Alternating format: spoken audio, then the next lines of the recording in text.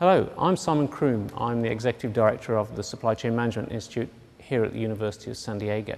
And I have with me Alan Betts, who's a professor within the Supply Chain Management Institute. And Alan, you've been doing some work on the whole issue of world class. And this research, I think, has been quite an interesting area. And could you tell us a little bit about the background to the research and your main findings? Yes, I can. The whole idea came when we were asked, what is world class? We want to be world class, and nobody really came up with a good definition. We did the research, we studied companies, we read the reports, and we came up with a broad framework, 4 key areas that we found common time and time again. World class organisations were operationally excellent.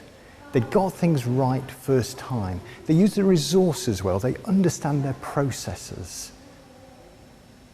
And that took them a long way. The next key element was about strategic fit.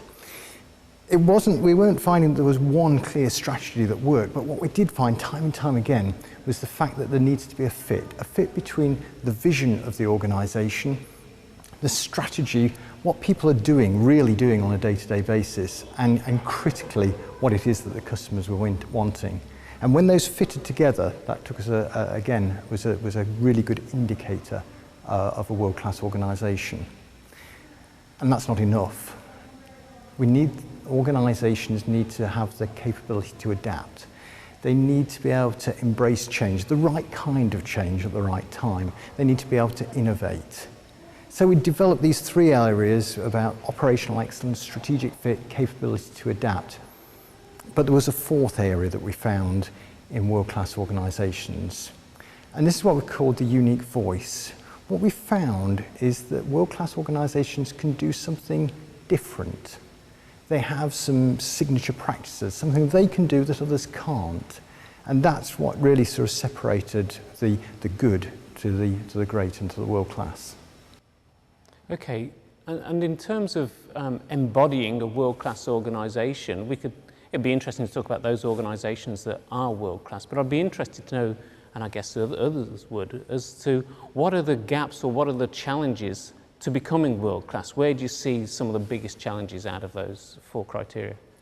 We did we've done this survey in sort of over 60 organisations now, and there were 5 clear messages that came out time and time again. And if I could just sort of move through those quickly.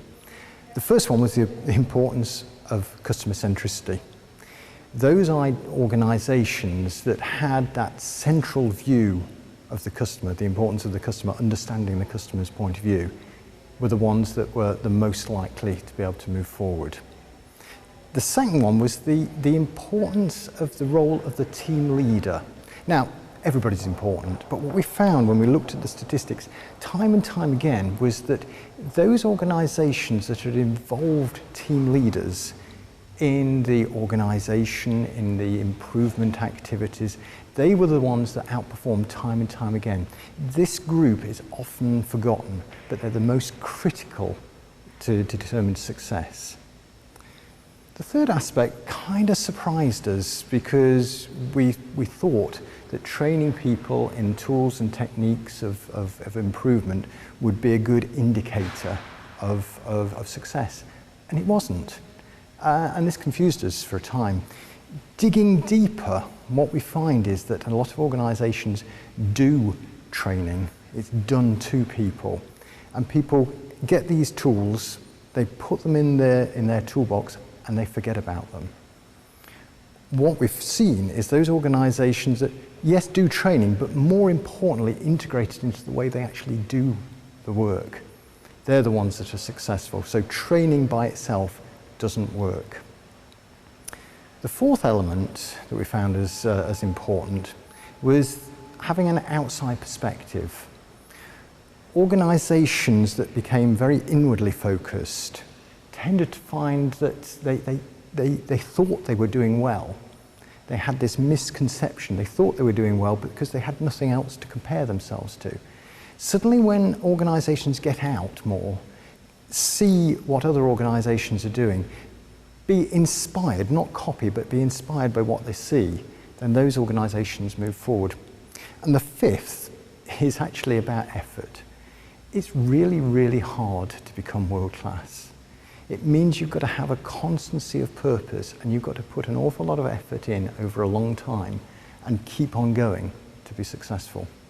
So in terms of trying to research or study organisations, how do you go about getting a feel for where a whole organisation is in your research, or is that not the point? No, it's very much the point. What we found actually more useful than looking at the whole organisation is to break it down, because what we found is that people take more responsibility when it's their area. So rather than looking at the bigger organisation, we've broken it down into business units or to functions, and been able to look at them to say, is this a world-class finance department? Is this a world-class call centre?